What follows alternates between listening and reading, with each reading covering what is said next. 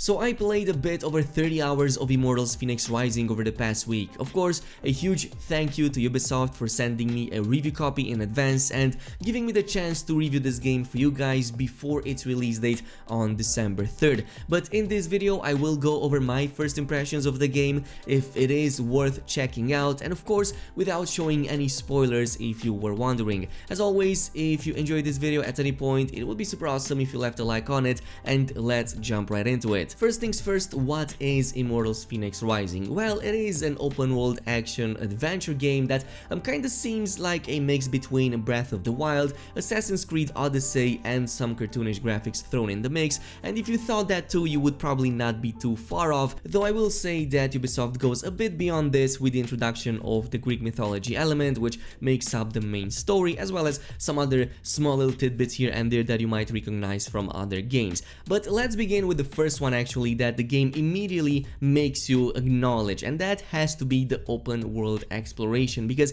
unlike the other games that I've mentioned previously, this one gives you a ton of freedom of movement, which mostly comes in the form of these really awesome wings that you get for your character really early on in the main story. So this is like the main point of this game. It is kind of like Breath of the Wild and Assassin's Creed Odyssey, but you can fly with your character a lot more, and I will say this about flight, it is extremely fun. Ubisoft definitely nailed it with Immortals Fenyx Rising, to the point that I actually spent hours upon hours simply going to the highest point and then trying to just fly for as long as possible, because it is simply that fun. This is also further supported by a really amazingly developed open world. Again, not the biggest out there, but it does feature some really amazing environments, really amazing architectures, and even more so, it does have quite a bit of diversity when it comes to the zones that you get to jump into. So one time you might be playing into this really beautiful Valley of Endless Spring, or some other time you might be going into this worn-torn map that is filled with like a ton of enemies over there, like everything is absolutely in ruin and there's a ton of smog all over the place. And this does even begin to include the other zones that you will eventually jump into, but again, no spoilers and whatnot. What also makes the open world so amazing to play into is the sheer number of secrets and things waiting for you to discover them, of course in typical Ubisoft fashion. Like one second you might be heading towards a main story mission to advance into the main campaign, but on your way there are so many things kind of pulling you in all kinds of directions off the beaten path. So one second you might be going in and you might see this group of enemies featuring some really awesome looking mythical creatures that obviously are protecting a treasure chest, so you do feel compelled to see what is inside of that. On the other hand, you might see this really amazing structure, for example, that you know holds a really cool looking puzzle that is quite difficult to complete, but at the end of it, it is going to give you some really amazing rewards in the process. So this is just a couple of things that I encountered in the game just on the exploration side of things. Now, since we are still on the subject of freedom, this also brings us to combat, and I will say this about the combat: it feels amazing. It is simplistic in nature, that is true, but when you combine all of your abilities, your godly powers, which you have quite a few, when you combine these you can create some really amazing results. And we've seen this with games that kinda mimic Breath of the Wild recently, like for example Genshin Impact. It doesn't have a really complicated combat system, but because of its simplicity it lets you create these really amazing outcomes, and I will say that Immortals Fenyx Rising kinda does that too, even though with only one character. What is also most commendable is the fact that Ubisoft didn't introduce any fluff or filler kind of skills, and as a matter of fact none of them feel useless. All of them are active abilities that you apply on your existing ones, and they feel extremely useful in combat. So you're not going to encounter anything that just gives you passive stat bonuses that are really boring all of the time, and by the way I'm looking at you, Assassin's Creed Valhalla, but otherwise they give you a handful of choices that are going to be extremely impactful. Like for example, even your regular attacks can be made extremely powerful with just a simple unlock that, for example, might give it a counter-attack kind of skill following up your regular chain of attacks. And this is going to be even crazier for your godly powers that truly feel that godly powers that you combine between one another to create, again, really amazing results.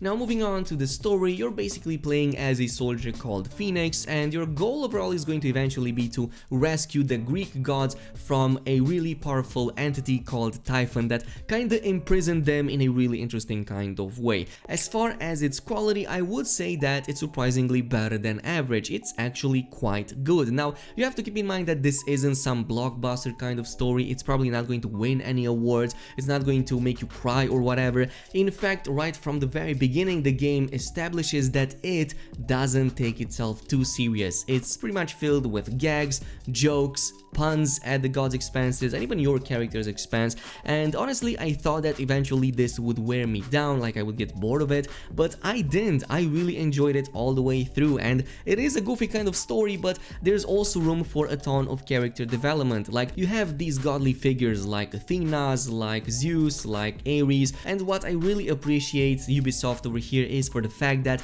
they also managed to show the human side of these gods. If you read Greek mythology, you know that the Greek gods are kind of riddled with all of these human-like kind of imperfections, and this is perfectly shown in this game as well. So this is something that I really appreciated Ubisoft, like going a bit beyond what is usually done in video games with just featuring a god that is very cocky, no imperfections, and that is pretty much it. But in this case, they develop over time. They realize the error in their ways. They realize that they have done wrong and eventually come to grow as gods themselves, even though they still hold those same imperfections even throughout the main story. Now, this doesn't mean that the game is without any imperfections. Of course, it does have quite a few of this.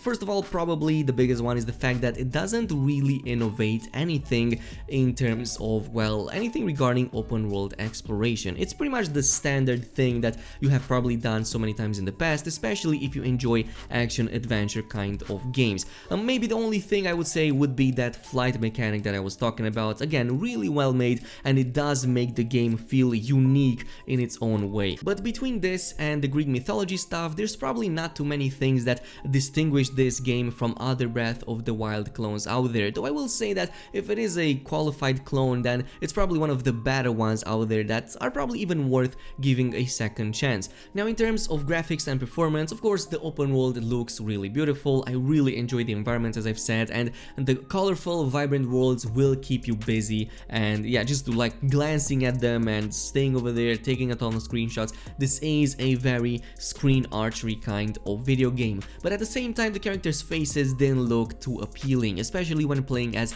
a male kind of character. As a matter of fact, I noticed in many of the cutscenes that some of these face expressions were clearly made for a female kind of character, so probably Ubisoft had a female kind of protagonist in mind rather than a male one, but I might just be wrong on that one. On the same note, the performance was also pretty great all around the board, but I will say that I have a pretty powerful PC, so that is indeed a given. But at the same time, I didn't encounter any bugs, so to speak, that were breaking the game for me or anything. Like, I had one single crash that was eventually fixed with an internal patch, and one time the game kinda hung up for me when I was fast traveling and had a autosave in the background, but that again was immediately fixed, and this didn't contain the day one patch that will fix a ton of other issues on day one as well. So overall, really big plus for the performance, but again, it doesn't look like a really performance heavy kind of game. On a final note, in terms of replayability, there is a new game plus once you finish the main story, and it is quite awesome, I will say. It makes you continue with all of the stuff that you have gathered, with a few things maybe here and there missing, but you can continue that, and there's quite a bit of character progression that you can still do in the new game plus, like maximizing your HP, your character stamina, getting all of the items, the skins, and all of the other unlockables. So the new game plus is something that compels me to further play the game, even more so when I know that there's going to be a future expansion that adds a completely new zone in the future, but more on that in a different video. On the other hand, what I didn't enjoy too much was how repetitive some of these vaults of Tartarus felt in the game. Like, if you jump into one, you probably saw all of them, because they all seem to have the very same aesthetic, like the same backgrounds, with a few occasional differences with the ones regarding the main story, but otherwise most of the time they look the same. The only thing that changes is the layout of the structures, so that the puzzles are different and the encounters are different, but otherwise if you saw one, you saw all of them. And yeah, this is kind of like the reason why I really wish there was a better dungeon system in this game. And for this reason, the maximum score that I can give this game is probably going to be an 8 out of 10. Let's just say 8 plus, simply because I just enjoyed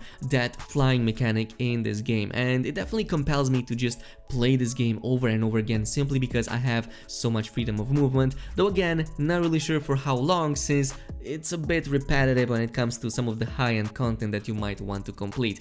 This is it though for today. I hope you guys enjoyed this video. As always, if you did, it would be super awesome if you left a like on it, and as always, I will see you guys in the next one.